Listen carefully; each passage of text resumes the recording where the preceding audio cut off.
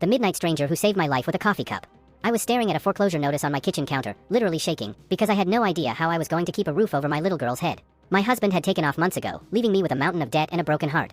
I picked up every shift I could at this dusty roadside diner off I-40, just praying for a miracle. It was a Tuesday, dead quiet, raining sideways outside.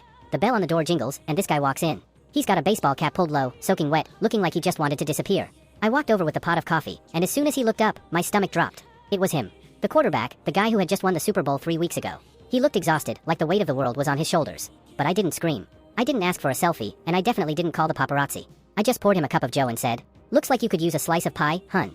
He let out this long breath, like he'd been holding it in for days. He smiled, a real smile, and said, "Ma'am, that sounds perfect." I treated him like a regular Joe.